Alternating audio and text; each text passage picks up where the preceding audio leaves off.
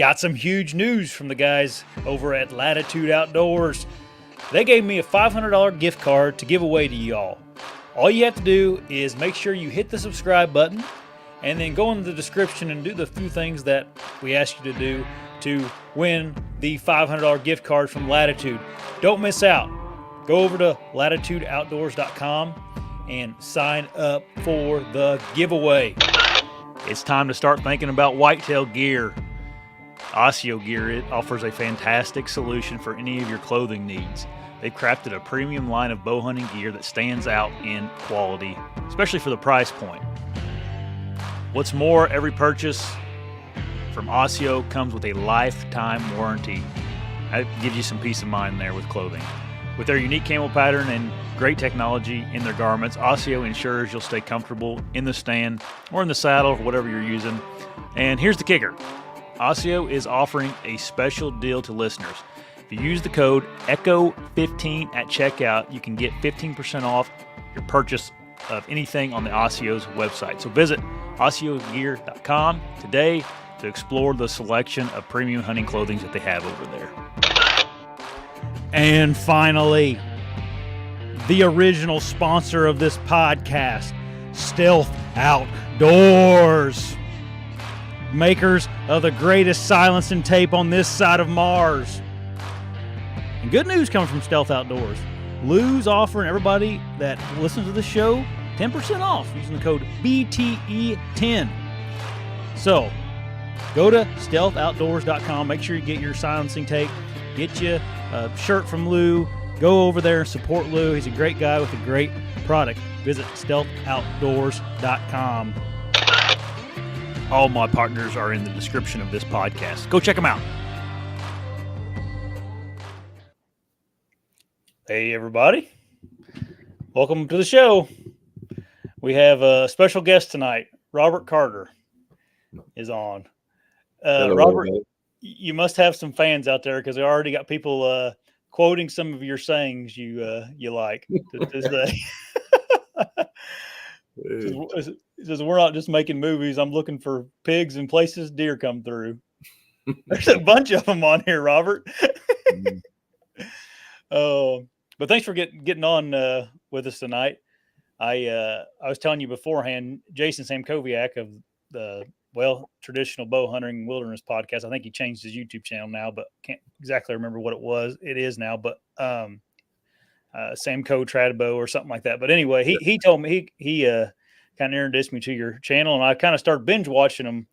You got a lot of really good like short videos on just regular guys' information for hunting, and that's kind of what drew me to it, is just the kind of the down to earth and the simplicity of the way you deer hunt. Yeah, I like simple. Simple's good. Yeah. Well, simple is also affordable too. Sometimes you start watching some of this stuff and it's like, man alive, it better be nice for the price that you got to pay for some of the stuff anymore. Oh yeah. Well, just like I watched you did a little pack dump or something the other day. And man, I have some real expensive backpacks, but they probably don't do anything different than that $20 one you got from Walmart does, I bought one from Bass Pro, cost like $24, probably 7 or 8 years ago, and it finally, the zipper busted last year, and I probably hauled 50 or 60 deer hogs out with it. Yeah. They work good. I mean, usually when I'm in the store, like my wife's with me, and so we automatically, unless we're looking at women's shoes, we got to look at cheap stuff. Is that the trick to saving money? Is take your wife hunting for shopping or shopping for hunting stuff with you? Just take her with you, and then you won't. I have to be careful. She's sitting right over there. Oh yeah, I was gonna say she's about the only reason we're on right now, I think. Oh yeah. But I appreciate that. Yeah, I was gonna, I guess to start off, Robert, I want to talk to you about traditional bow hunting because that's something that I'm kind of passionate about. Mm-hmm. And I was always wondering, like, have you always hunted with a longbow or a trad bow, or did you ever hunt? Excuse me, I shot a compound about 3 years. Okay, in what time frame was that? Probably 97, 98, 99, something like that. Okay. What made you not shoot it anymore? I worked on it more than my old truck. It wasn't fun. The only reason I started, I go to a tournament with a recurve. They had little tournaments in towns around here. Yeah. And they looked at you like you were a leper with a stick bow. Yeah. So I got compounds, and I actually won several state championships. I got free bows from Darton, shooting tournaments with them. Yeah. I got where it was more work than fun. Yeah. I've been messing around. I got like a little ILF bow. You know what I'm talking about? One of these little deals. And I was messing around with that today, and I felt like it was sometimes too many bolts and stuff on it, you know? Oh yeah. Yeah. And but a compound 10 times worse than that. Yeah, the old now the compounds I shot had little wheels on them like this. They were they wasn't like the ones today. Right. But I killed exactly 40 deer with a compound.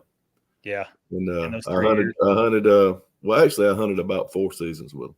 Mm-hmm. And 40 deer and hogs, not just deer. Right. Yeah, that's then what kept you in the longbow before that? Because I mean, compounds got real popular back in the late 70s when they started to.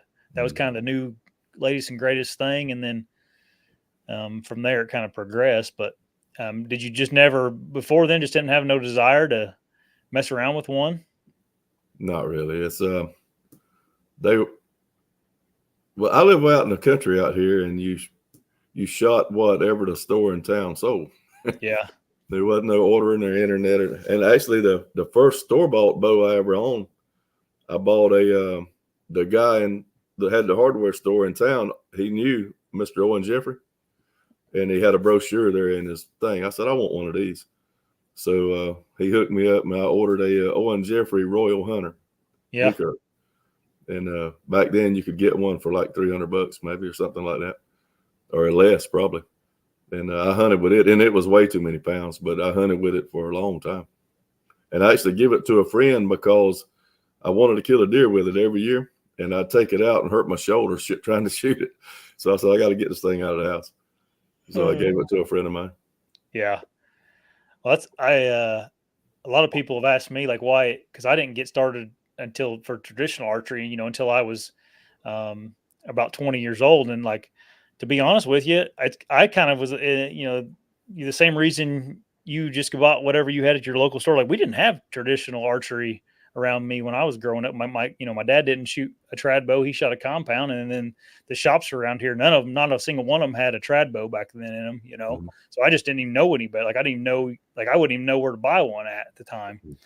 So, but once I got a hold of one, and actually, to be honest with you, I saw Fred Eichler shooting one on the Outdoor Channel. That was kind of my first kind of experience with a trad bow, because that's all I had access to was the Outdoor Channel when I was growing up, you know, or magazines. But it was all compound then, at least for what I was exposed to. And when I saw him, like, man, that guy's having a lot of fun with that trad bow, you know. And even if you shoot something small, he's still having fun. So that's what my draw was to it. But it's a small world. I learned to shoot from a guy. Well, my uncle taught me how to shoot a little bit when I was a kid. He had like PE or something. He had learned to shoot like that, and target style more or less with a low anchor. Mm-hmm. And then I met this guy. A guy moved to the town I live in named Jim Vaness, and he showed me the way that he actually knew Fred Asbell. They were close friends in Indiana or wherever he was from. And I basically learned to shoot from him, and he shot sort of like Asbell. And actually, Asbell mentions him in his book, his first book about a guy showing him about wood arrows, and he mentions Jim Vaness. That's him. So then after that, I could hit stuff on purpose. Yeah. Then so it's pretty fun. Have you always kind of shot instinctive, I guess, is the term people use now versus pretty much. I tried I went to like split vision, and never judged distance or anything, but you notice your arrow, you see your arrow, whether you think you do or not. And then a good buddy of mine, Chris Spikes, he's like the best shot I ever seen in real life, and we hunting together, and so he shot 3 under, and I started trying that, and I shot really good till I got target panic, and then I come apart, and so I've been back to my roots and shooting with probably a whole lot of confidence right now, more than I've had in a long time.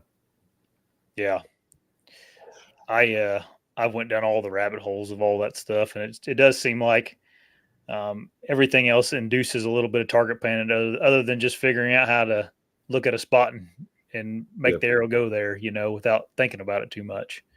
Yeah, I quit fighting it so bad and actually learned how to shoot with it.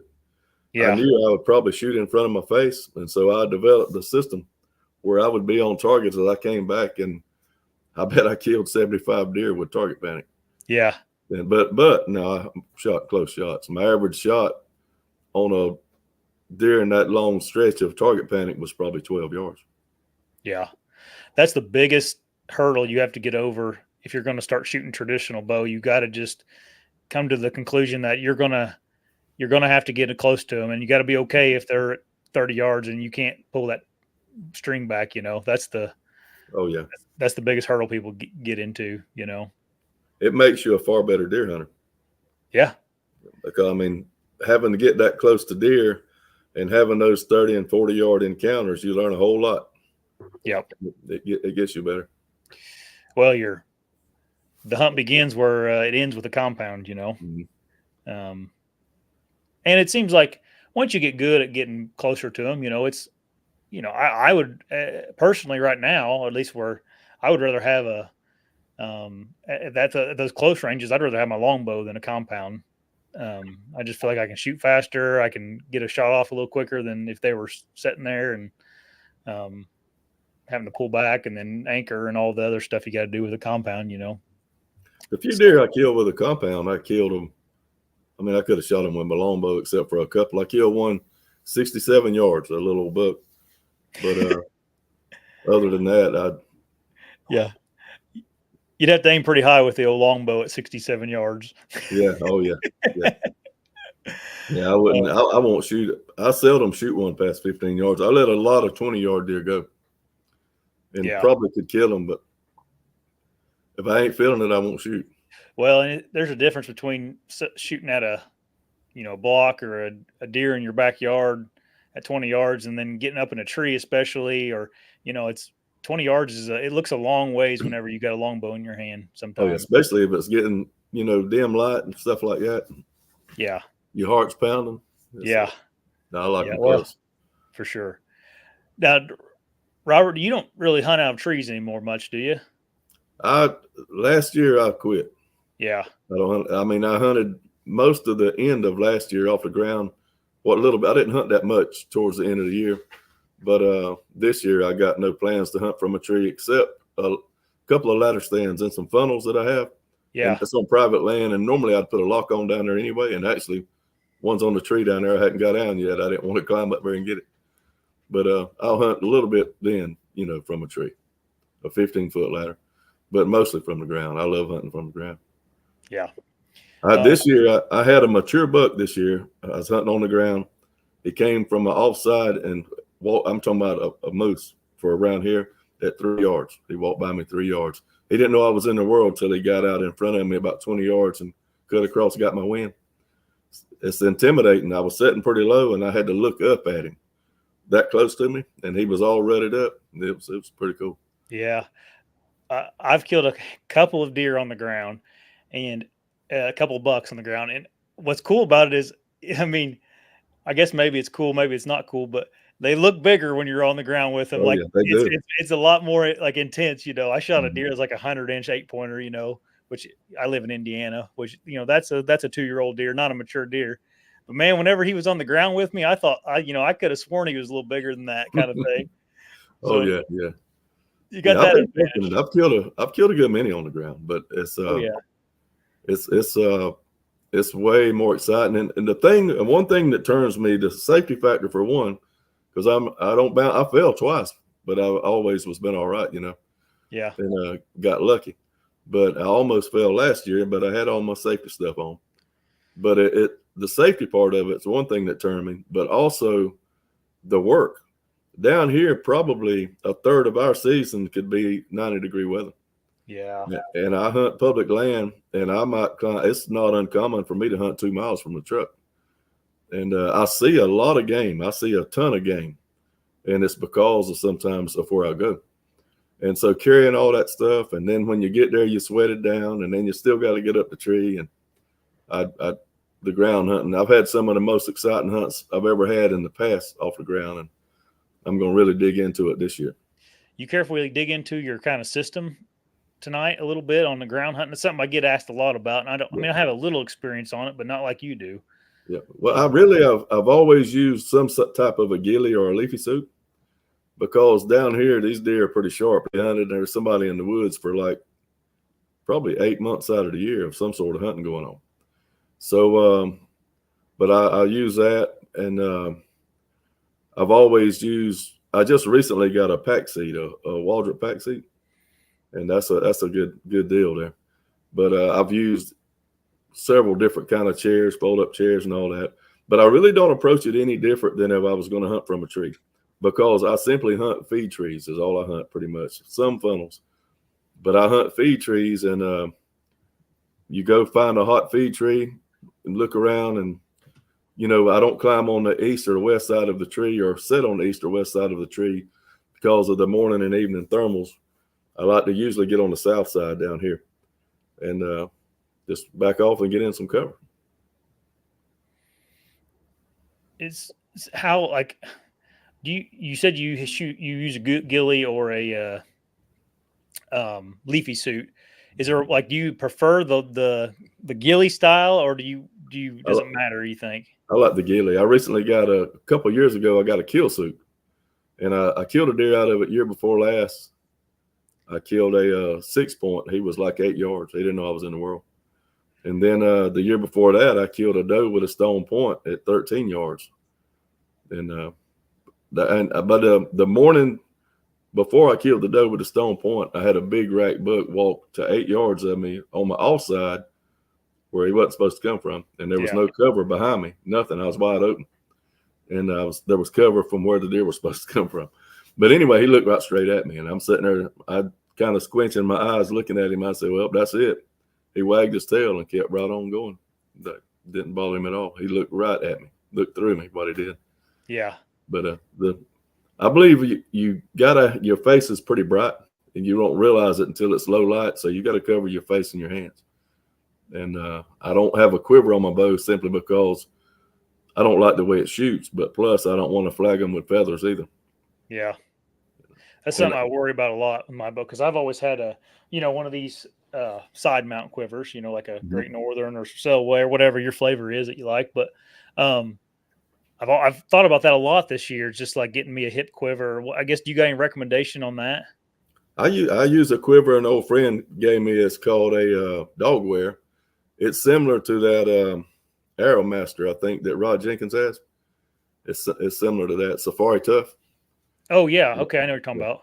I use but the dog wear, John don't make them anymore. But I use that. Your complete air is covered, and you just lift it up at the bottom and pull it out. It works really good. And you feel like you can shoot just as quick, reloading and stuff out of that thing? Oh yeah, way quicker than you can. Yeah, I get air. I have air in my hand really fast. Another thing that's I'm not bashing these things, because these are, all these guys that make these side mount quivers, they're good quivers, but I can't stand how after a year of using them, your broadheads get loose in them, and then you shoot a couple arrows, and then all of a sudden they're rattling or they're falling down. So the only thing that I like about them is they're convenient for carrying. You only carrying one thing, bow and arrows. Yeah. But nothing else I like about them at all. Nothing. Right. Yeah.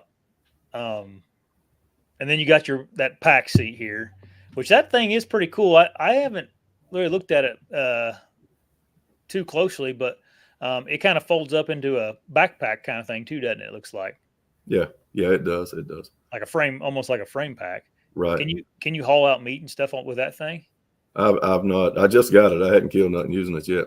But okay. I wouldn't anyway. I'd put them in my pack like a normal do. You can take that $25 pack and it'll hold a whole deer. Yeah. Yep. And you're, I guess before we get too much farther, you're from the South. That's something Right. that if anybody watches your channel, they know that. But what do you think? Here's something I was going to ask you, Robert. What do you think the biggest difference is hunting? I assume you've hunted the Midwest. No, you never been up here.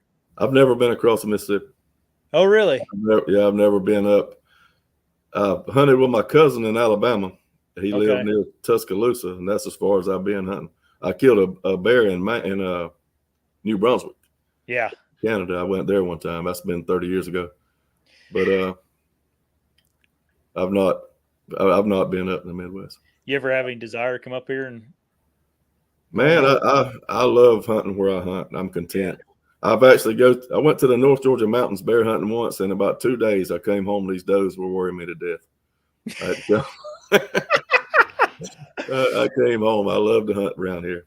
Yeah, I've hunted Florida, and then I hunted hogs in South Carolina, and then Tennessee. I don't know if that's called the South or not. I don't know where your line is at, but that's the biggest thing with Florida was it was snaky, man alive. We got plenty of snakes here. I live about 40 miles from Nucky Swamp. Okay. And I hunt all river bottoms. I hunt the Okmulgee, Altamaha, all the way down to the coast through Darien, places like that. If there's a bathtub full of water, it's got an alligator in it. Yeah. And we got ask Jason. He's having plenty of encounters. I was hunting with a buddy, Pat Kidd, the other day at Fort Stewart, and we were walking down this logging road. We heard something coming. I thought it was pigs. I was getting ready, and about an 8-foot alligator running on dry land now ran across the road in front of us. See, I'm okay with alligators for some reason. I feel like I would be okay with them, but I saw too many copperheads and whatnot when I was down there. I started to get pretty careful about where I was stepping. Oh yeah, at the end of the hunt there. Plenty of rattlesnakes. Yeah, I didn't see rattlesnakes. There were just copperheads everywhere. I did a snake boot video in my yard, the edge of the woods in my yard last year or the year before. And we were talking, and I noticed my dog, and I got snake boots talking about them. My dog walks around behind me and she jerks her head back.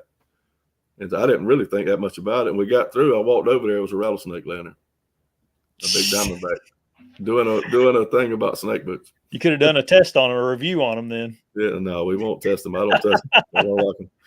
I'm not a snake killer. I don't kill them unless they're in the yard. They got to go. Yeah. But I don't touch it. I don't bother them. Yeah. Have you ever been bitten or anything, Robert? I've been struck on the boot, snake boots a bunch, several times. Yeah. And I guess that's something that is almost a requirement down there. It is in my book, at least. The times I've been down there, I've seen enough of them where I'm like, snake boots. I won't hunt with a person during warm weather down here that don't wear snake boots. You just have to go your way. Yeah. That's like climbing a tree without a harness. You don't need it till you fall. Right. Yeah. What months are a non-issue with snakes down there in Georgia? You're in Georgia. Anytime. If it warms up, it can be 30 degrees today. And then tomorrow, if it gets up to 65 or 70, you can get snake bit. And we have swings like that, Jimmy was asking here, what snake boots do you like? I use those Lacrosse. I think they're called Alpha. That's what I have. Yep. The rubber, mix. And I've got some Irish setter lace up ones as well. But I like any kind of lace up or zip up snake boot you got, it's going to leak. But the Lacrosse won't leak. And, I'm after I think it helps a little bit with sin as well. Right. I've had my Lacrosse. Now, granted, I'm in Indiana here, so I don't wear them all the time because I bought them from when I go down. I hunt Kentucky sometimes, and there's a lot of snakes in Kentucky. And so I haven't put the miles on them. But I've had them for like 3 years now, and they're still in pretty good shape, really. So I've been happy with them. Jason wears a pair out pretty regular, but I've got the same pair I bought, and I've used them a full year. And even when it's cold weather, I wear them, the rubber boots. Yeah. And they don't leak yet. But he's got short legs, so he takes like. Yeah, I think his knee, he probably bends in the knee, you know. Where it comes over his knee, it starts to leak right there. No. Yeah. Yeah, I don't know. He told me the same thing about the ones I had, that they leaked in the back there. But like I said, maybe they're different too. I brought mine a few years ago. You know, if they change manufacturing or something, but mine are holding up good. Mm-hmm. I've never tried a lace up one though. Not like a knee high lace up boot. So they're probably the Irish setters. The shoe part of it, the foot part of it feels like a tennis shoe. Yeah. The only thing I don't like about them is it's hot weather here and your pants are inside, and it gets hot, real hot. The rubber boots have that opening, and it can breathe a little bit. How do you guys deal with that hot weather down there? I see you guys tromping around in the swamp right now. I was raised here. Yeah, just used to it. Yeah, you got to stay hydrated, and you don't argue with your body. When you start getting hot and tired, you stop. You don't just say, I'm going to push you on. No, you don't do that. Is pig hunting good in the summertime down there still? Yeah. Oh, yeah. It's one of the best times of year, really. Why is that? I've heard other people tell me that too. I guess they've got a break from the deer hunter some. Mm-hmm. And the food is scarce. There's not like tons of acorns everywhere, and they've got to do some work to get some groceries. That makes sense. So they're just out and about more because they got to be to find food. Yeah, late evening and in the evening, once it starts to cool off, they'll be moving. I've only ever hunted them in the wintertime down there. I've never tried the summer. And that's probably the least productive time to hunt. Yeah. Well, me and a friend were in Georgia, kind of doing it on public land, and he got a call from a guy that he knew from South Carolina, just unrelated call. And we kind of got lucky. And the guy was like, "You guys are pig hunting?" And he's like, "Yeah." And he said, he goes, "My goodness." He goes, my deer lease is just covered in them right now. He goes, all of our food plots are tore up, and this and that. He goes, "Just go over there and kill as many as you want, So we ended up buying South Carolina tags, he was on the border, but going over there, and we killed some on there with a longbow. But the landowner, he was pretty disappointed when we showed up with those longbows. I think he thought we were bringing some firepower with us. But yeah, it's kind of public land pigs are like public land turkeys. They can be tough. Yeah. You get on the private land pigs that hadn't been walked very much. Yeah. And you can do some good there. Oh yeah. If you'd had a gun, you could have. I mean, I'd hate to say how many we would have piled, which that's what he wanted. He needed to get rid of. He did have too many, but it was still fun. I mean, it was still pig hunting with a longbow, It was pretty funny. My friend that was with me, he's never hunted with a longbow or never hunted with anybody that used a longbow. And this is the first time I ever snuck up on a pig, and he was behind me, like kind of guiding me or telling me what to do, when to move, when not to move, and all that. Cause I'd never snuck up on one. And we were kind of in the open anyway, but anyways, I got to about 25 yards and he goes, "All right, go ahead." I'm like, "No, we got to," he's like, I said, "Let's keep going." He's like, "Man, I don't know if we can." I said, "Well, we're going to have to." And yeah. Oh yeah. We ended up getting into about 15 on him, and I got one, but it was funny. He just look on his face when he's like, "Aren't you going to shoot?" I'm like, "Nope." Oh yeah, people don't understand. That's what I love about it, is getting close. Yeah, getting close. Yeah. Just the sheer accomplishment of it is enough to get you addicted to it too. I mean, it just feels good when you do something that hard. That's a trophy in itself, or makes you feel good about it. I also want to talk to you about your feed trees a little bit, and I know you just mentioned a little bit ago about how you pretty much solely hunt feed trees in the South for your deer. What could you walk me through what like a season would look like for you when you're hunting these feed trees, and what time of year you're kind of focusing in on certain food? Yeah. First of all, I do almost, if I go to a newer spot, I do all my scouting in January and February, and I find persimmons is the first thing I hunt. That's the first feed tree that coming into September in the bow season, that's what you look for. So I hunt, I'll locate a bunch of trees in.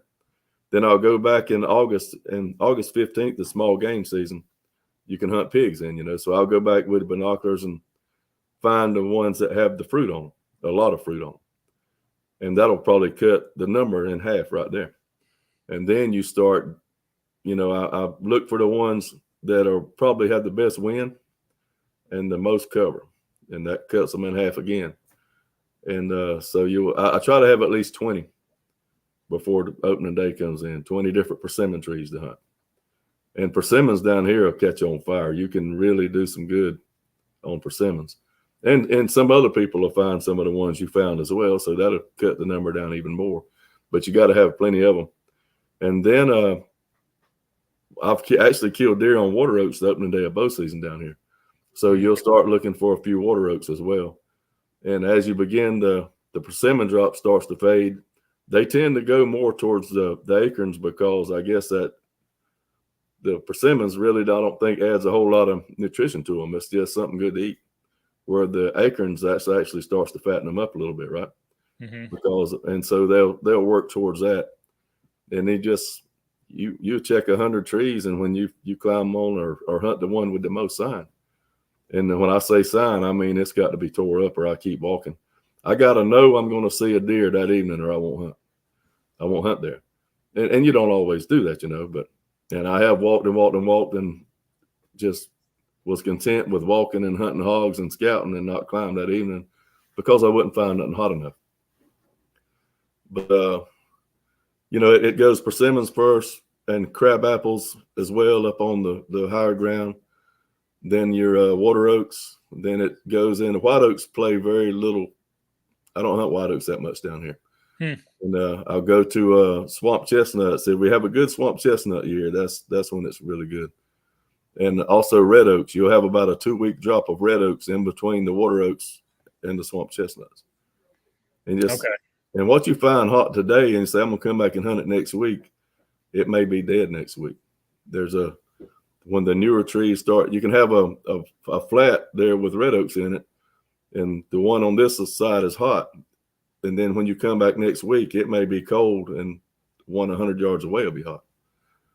And so, I mean, you just learn to walk until you find one that's got a bunch of droppings under it and set up. I hunted one of the hottest trees. I've killed a bunch of animals on that one tree, and a couple of my buddies have as well. But I hunted it 3 evenings last year and saw 22 deer on public land, all of them under 30 yards. I killed one, and I passed a lot of shots that just wasn't right for me. Yeah. And I mean, that's pretty good on public land. Oh, yeah. And I wasn't that far. I wasn't quite a mile in either. Huh. Yeah, 22 deer in Indiana, at least where I'm at in the Hoosier National, you go all year and you'll see 22 deer probably. So there's some of them were the same deer probably, like I saw them this evening and the next. And I saw you had a thing on the, I think it was Facebook with a 10-point. I killed him under that tree. Oh, okay. And the picture, I think you put it on Facebook. Yes. Earlier. Yeah. And my buddy killed a big 8-point, same place. Huh. And he's lucky though. We got another tree we hunt.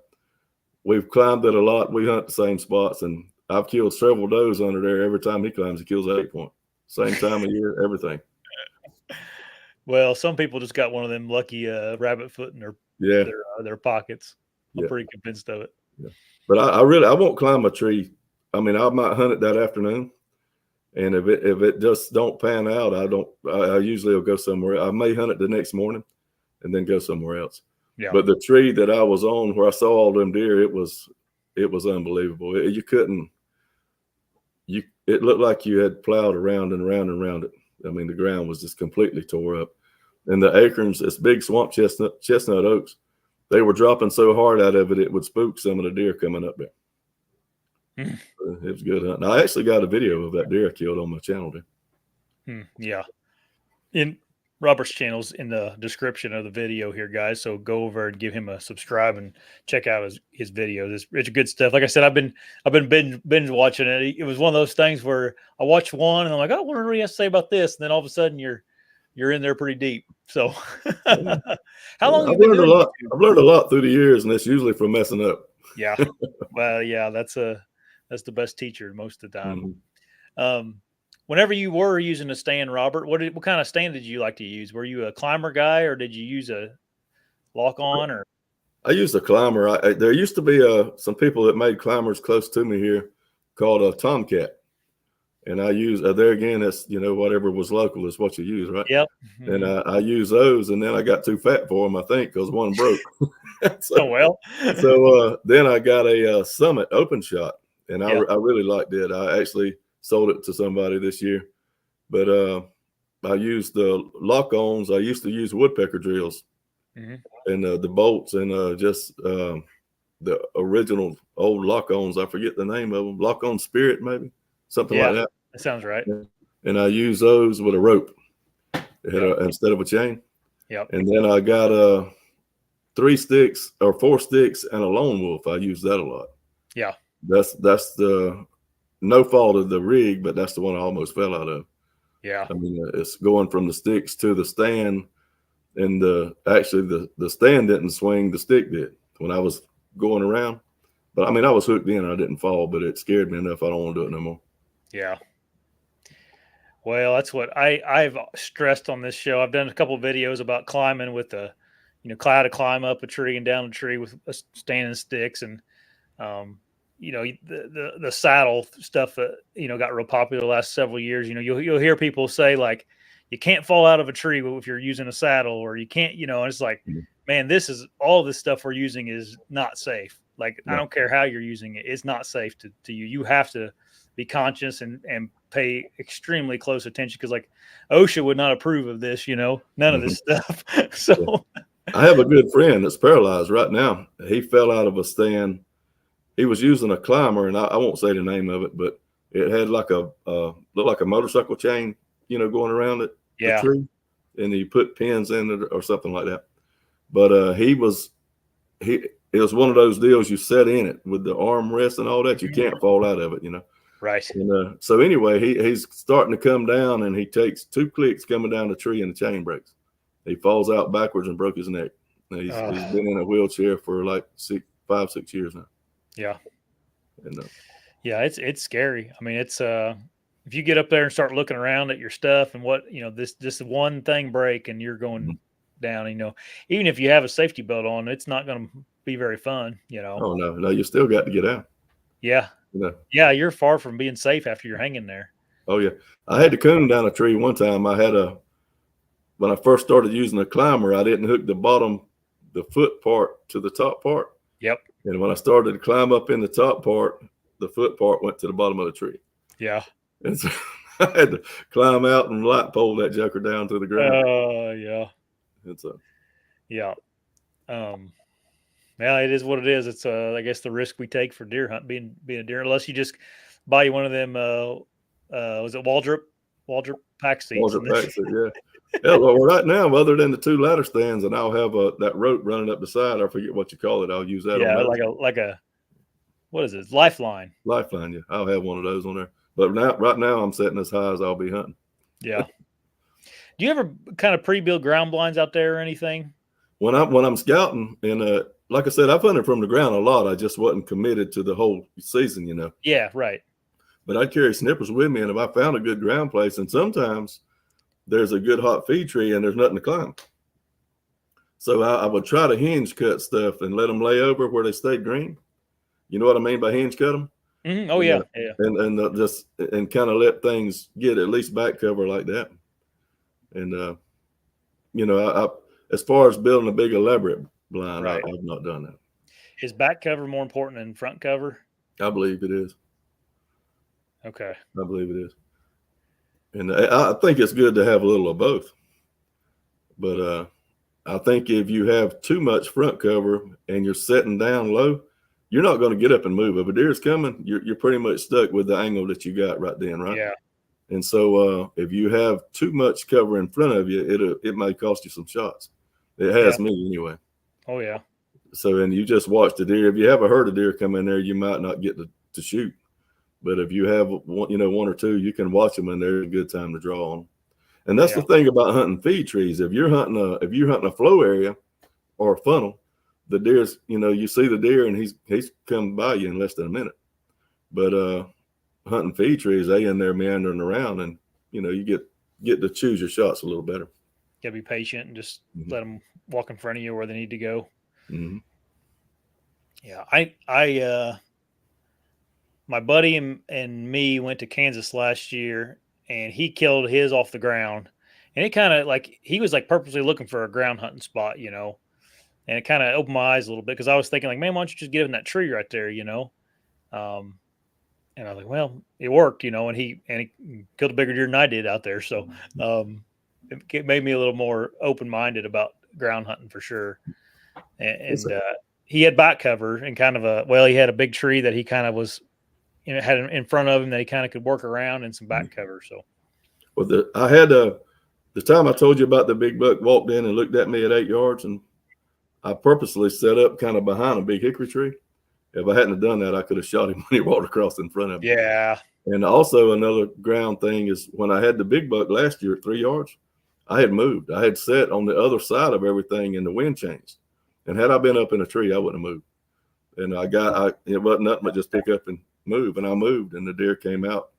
I would have never saw him because he'd have winded me where I was at to begin with. That's another great benefit, is just the ease of making decisions, because it is a little bit of a task to take everything down and put it back up. It's not impossible to do, but you got to think about it a little harder.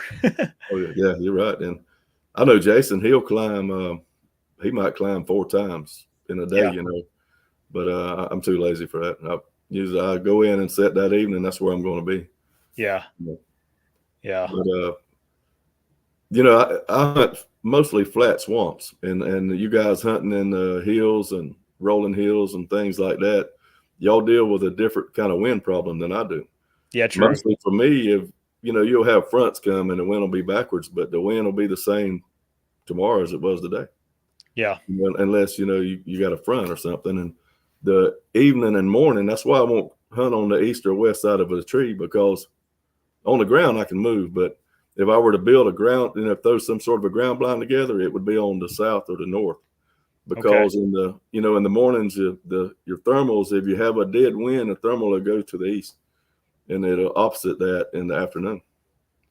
And then right when the sun gets below the trees and you hit that perfect deer time, it'll most of the time reverse either back to the east.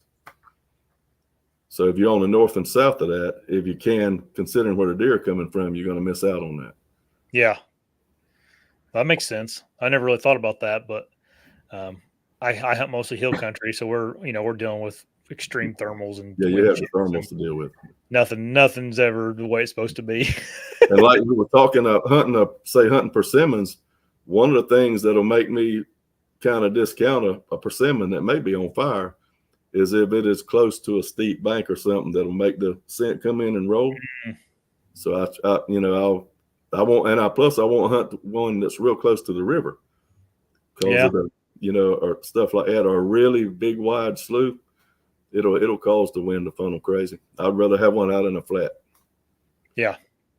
And so, I mean, you can kill a lot of vacation time hunting a tree that's just wore completely out, that's more sign than you've ever seen, but be a wind trap.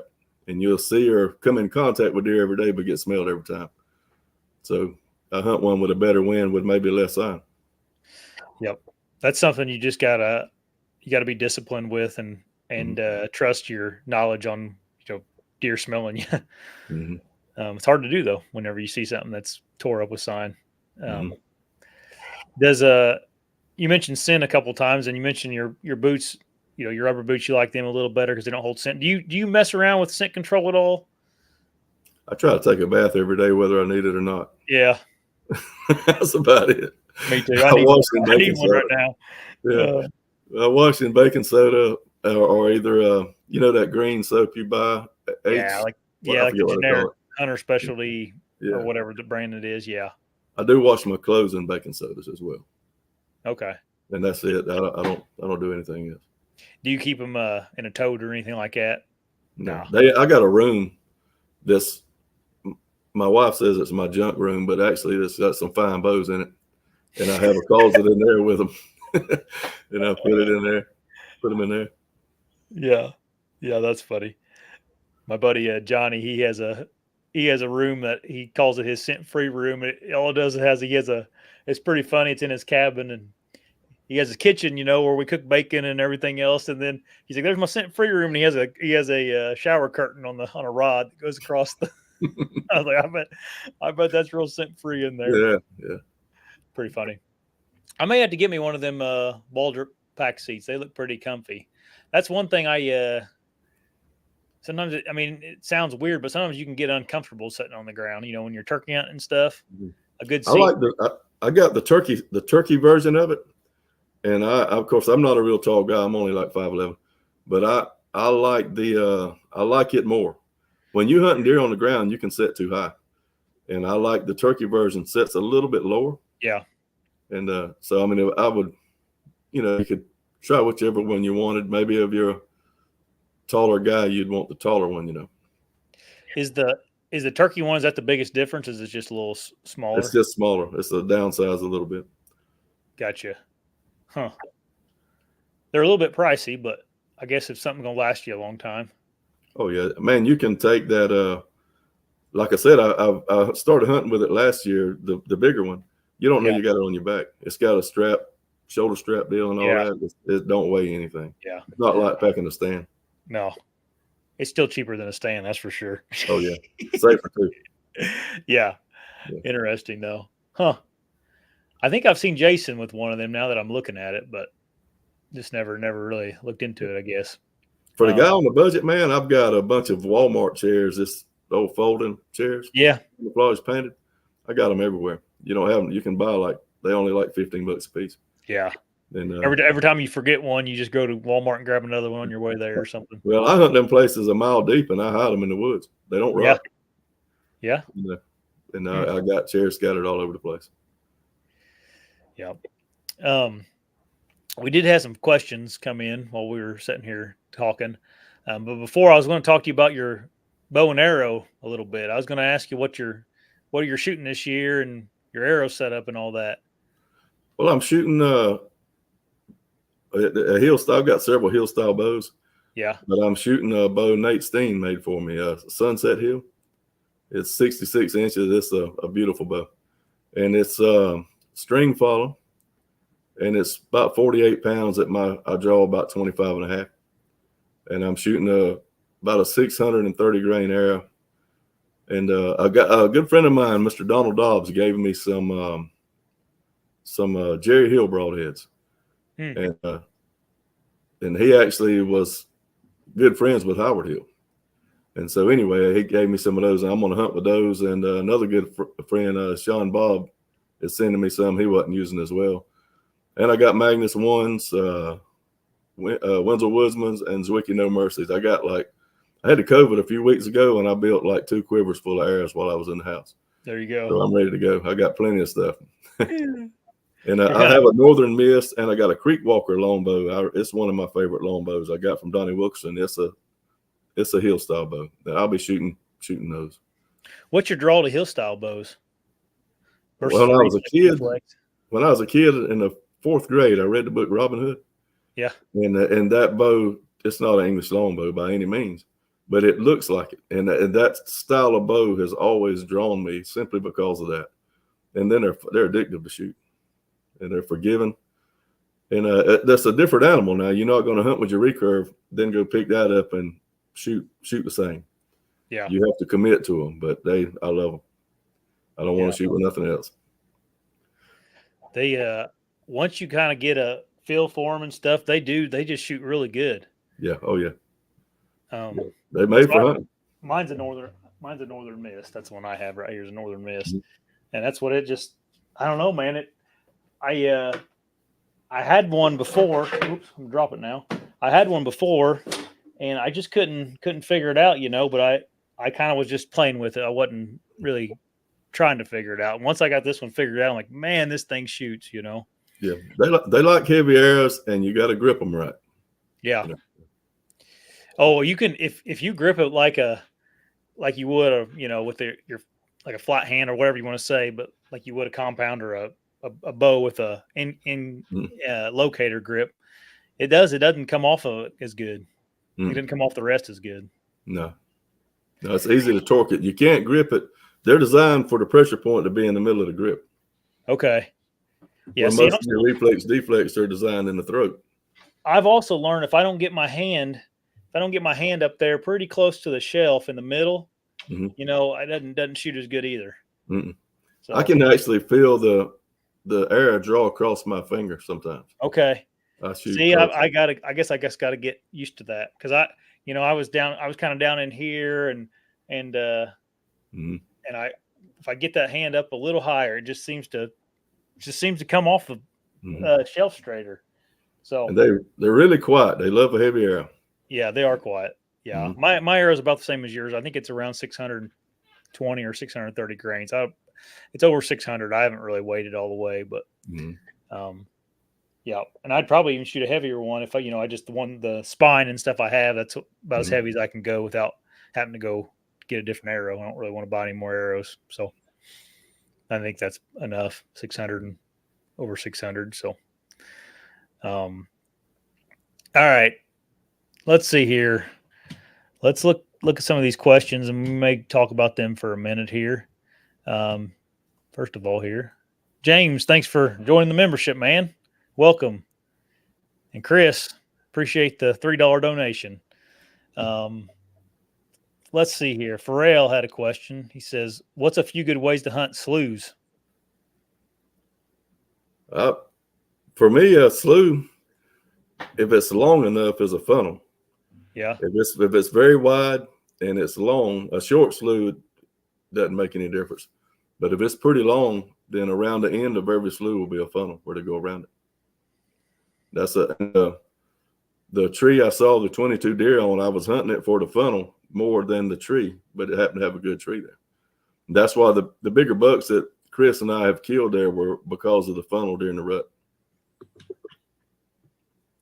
I guess do you have to worry about the wind or anything when you're in the slough, or is it kind of? I won't get in the slough. I'll get up. Okay. But if it's really, really wide, it kind of loses, it has an end on either side more than likely. So you're hunting the end of the slough where it narrows up most of the time. Yeah. Then it's more of it's a funnel or a pinch point. Like you were talking about. Picture a beaver dam, something that is same thing. Yeah. The beaver dam. But most people hunt a beaver dam on the beaver dam side. I hunted on the wet side.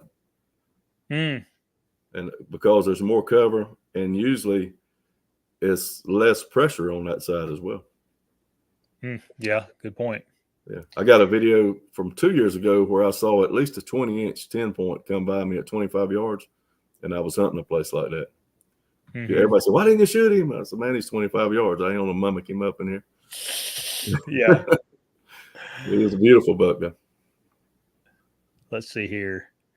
Sorry, Chris, about your wife there. She was listening while we were talking about falling out of trees, and now she's nervous for him to climb up in a tree. Make him wear a safety belt. Yeah, you'll be fine then. Yeah. Okay. Ron wanted you to explain the thermal dead wind thing again. Well, down here say if you don't have much of a wind, as the sun will actually draw the scent that direction. In the afternoons, the sun's going to be at the west, right? So it'll draw the scent that way. And then that's considering there's no breeze. Right. In the mornings, it's going to draw to the east. And especially when the sun first breaks. Yeah.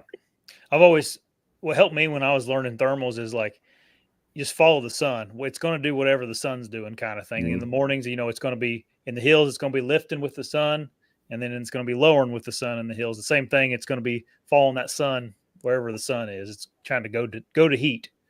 So, and it's when you're stalking pigs in the middle of the day, the wind won't mess you up as bad, usually because it's rising sun. It'll give you a little bit of a break. Yeah. Yeah. Or to swirl on you, because it's going to swirl down there. Right. Pharrell asked what's some of the weight of the deer in your area? The biggest buck I ever killed weighed 190 pounds, and he was big for here.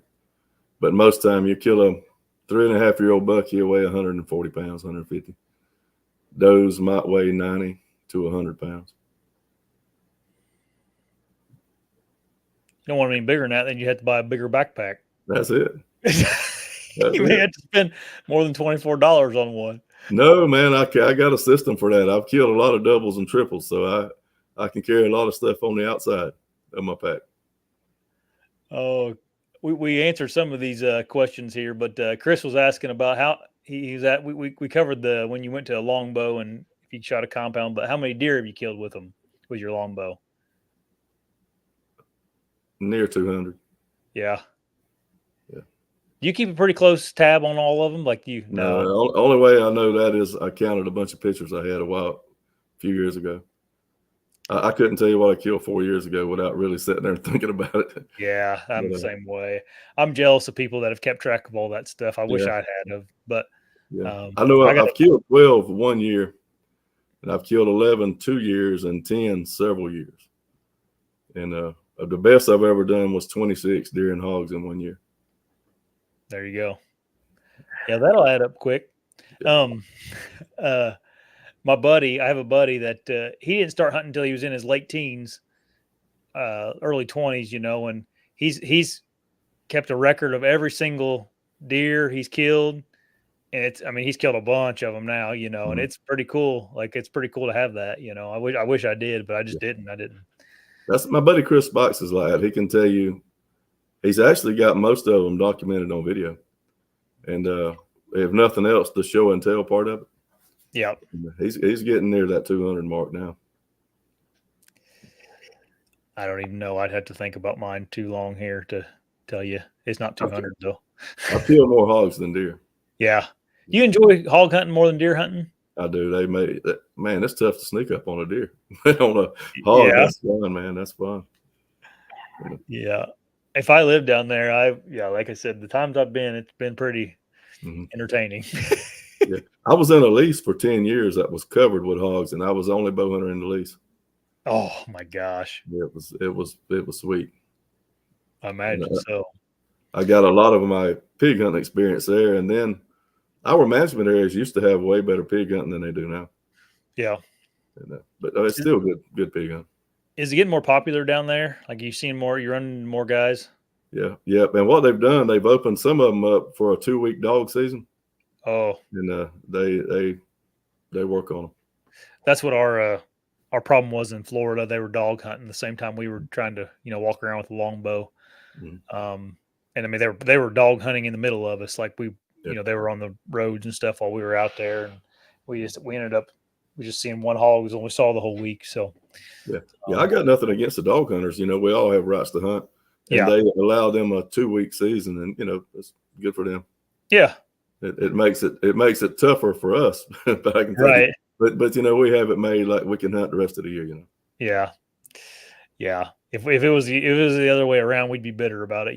So we gotta be thankful for what we have. Single string struggler. He says, I'm all for anything stick bow related. Working on a self bow while listening. Have you you've made some self bows and whatnot, haven't you, Robert? I have. I killed 2 of my hogs I killed last year. I killed with a self bow I made, and I killed 1 year. I hunted with a self bow, river cane arrows, and points. I did all of it myself. I killed 3 deer and a pig with that.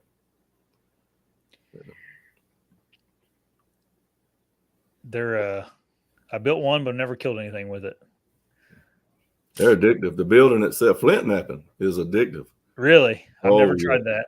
Yeah, that's fun. It's addictive. It's fun.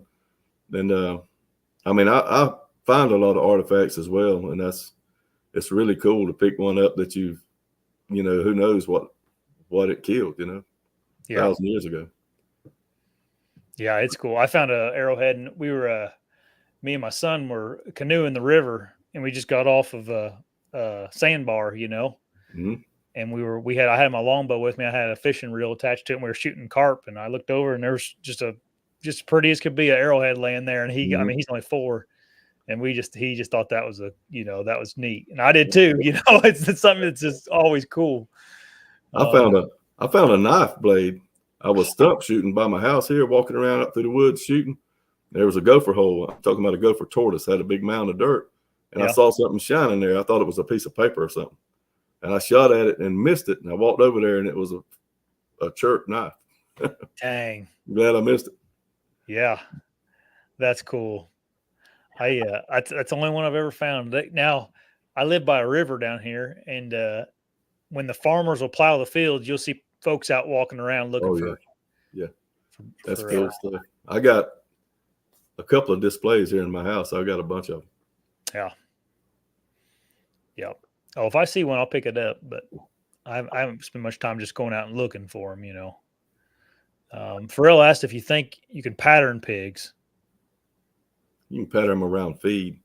You know, like the same as deer hunting feed trees and things like that.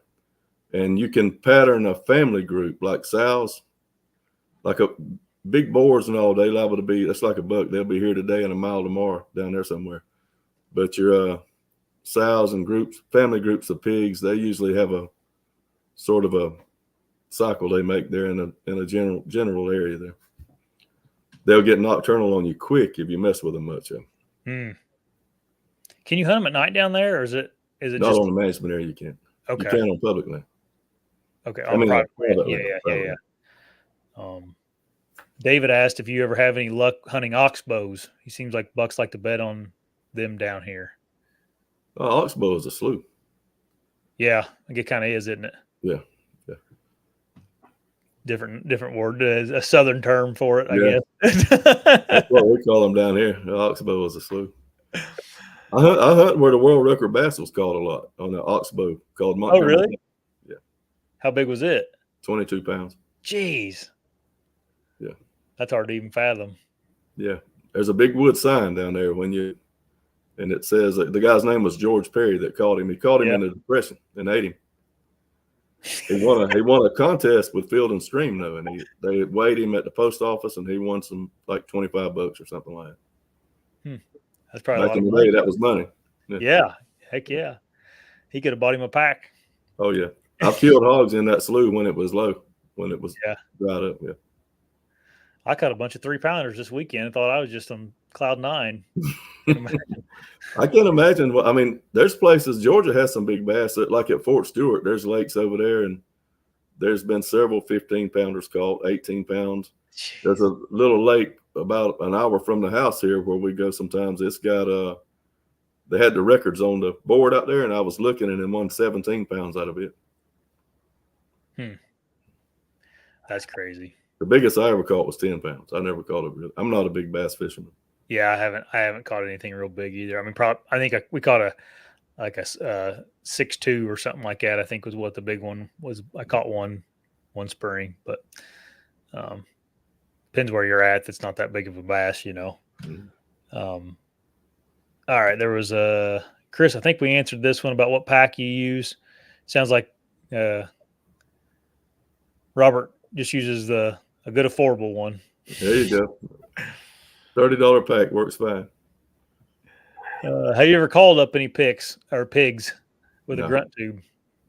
No, I have been in them before, and it would be real leafy. So instead of being quiet, I'd shuffle my feet, and I've had them come to me like that.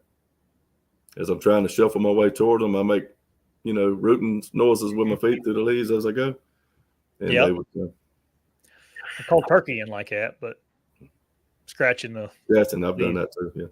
But what about deer? Do you call to any deer? I've never shot a deer I rattled up, but I've had them come in there, but I have grunted deer up and killed them before, and bleeded does before. Yeah.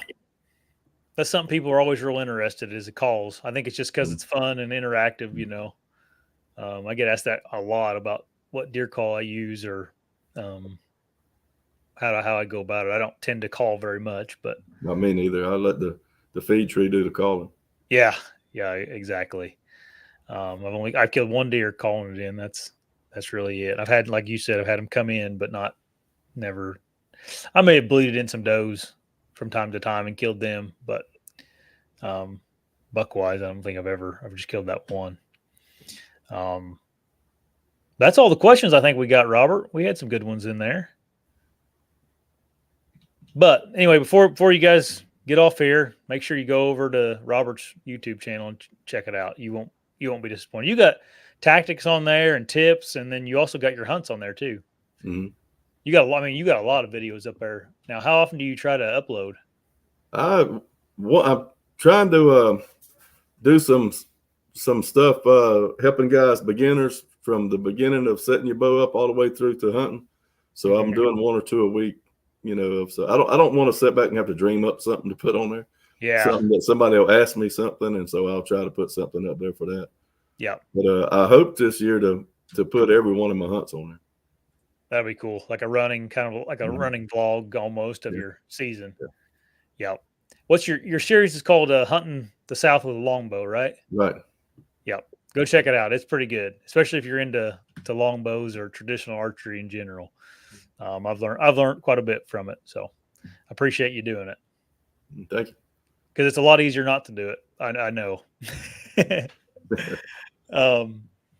Anyways, is there anything else you want anybody to check out, Robert, before we get off here? We've been on here for over an hour already. Nothing really. I just, in every one of my videos, you'll hear me say, keep the good Lord first. And that's exactly what you need to be doing, because without God's grace, there's none of this matters. And so, that's one thing I would tell everybody. But, hunting is, you go through stages. I was a killer at first. I wanted to kill big numbers, and I didn't enjoy the hunt as much.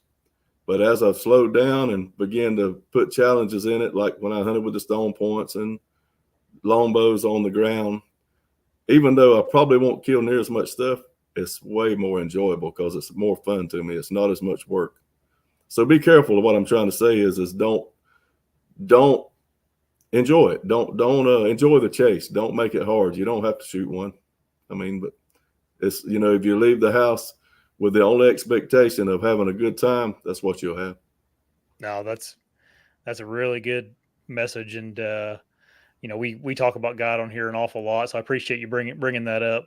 It hadn't gone unnoticed on your channel. You're very open about your Christianity, and I think that's needed nowadays. Mm-hmm. It seems like, especially young folks, you see them on the internet, on Facebook and stuff, and they do let what other people's opinions of what they're doing influence how they feel about things, and that's a slippery slope that doesn't really lead to much happiness. It doesn't seem like, because there's always going to be someone out there that's better or has killed better things or thinks you're not doing it right. So just do what makes you happy. Yeah. I'm working on that too. I think we all are, but I appreciate it, Robert. Hopefully you have a good season ahead of you. It's coming up here real fast. Oh yeah. And I can't wait. I'm kind of ready for them fall evenings. Get rid of this heat. Oh yeah. Everybody, thanks for sitting in tonight and listening to us chit chat, and we'll see you guys later. Bye. Thanks, Robert. Later on.